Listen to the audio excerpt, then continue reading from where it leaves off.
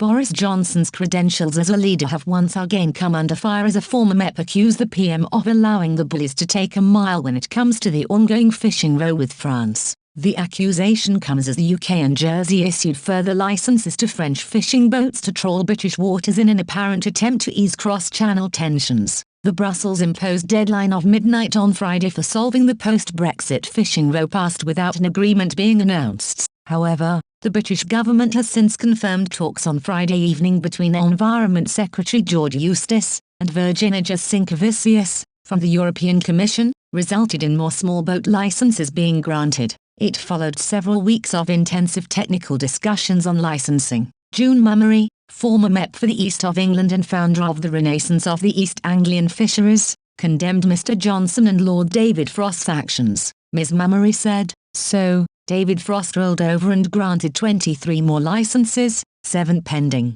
Let's be clear, French fishermen are not entitled to any more license. These were given as goodwill." She added, "I said this would happen. Give the bully boys an inch and they will take a mile." She ended with the #week. The MEP also used the opportunity to accuse European fishermen of seeking to exploit British fishing waters and quotas. She said, 1. France has 92% of the quota for cod in the English Channel. 2. In the Celtic Sea, France gets nearly 3x times the British allocation of Dover sole, 4x times more cod and 5x more haddock. She continued the lists. 3. 35,000 tons of fish that arrives in Boulogne each year, 2/3 come from British waters. 4. The licenses they are trying to blag are worth serious amounts of money. With such statistics in mind, the former MEP said, no one seems to be challenging ministers on this. Little by little Frost and Boris are caving into EU bully boys. Why? Defending the issuing of further licenses to French fishermen, a government spokesperson said,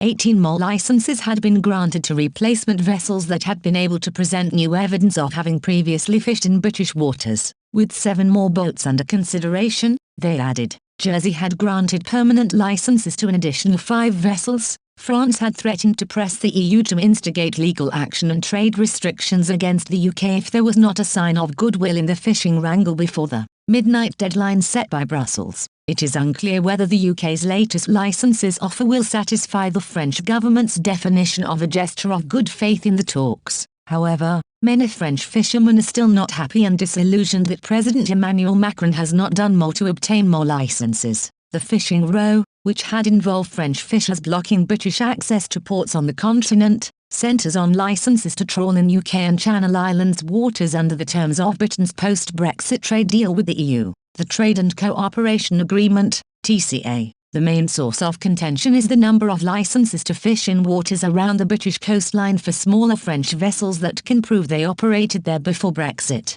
France says the UK has not handed out enough licenses to its fishers, while the British government has insisted that applications have been granted to those who have the correct documentation. Officials said the process of issuing licenses had been based on evidence rather than deadlines, with talks continuing into next week. They stressed the UK and the Crown dependencies had gone to great lengths to help vessels prove their historical fishing activity, including purchasing commercially available electronic positioning data. To satisfy UK criteria, vessels need to prove that they have fished in UK waters for 1 day in each of the 4 years between 2012 and 2016, while Guernsey and Jersey ask for evidence of fishing for more than 10 days in 1 year of the above period.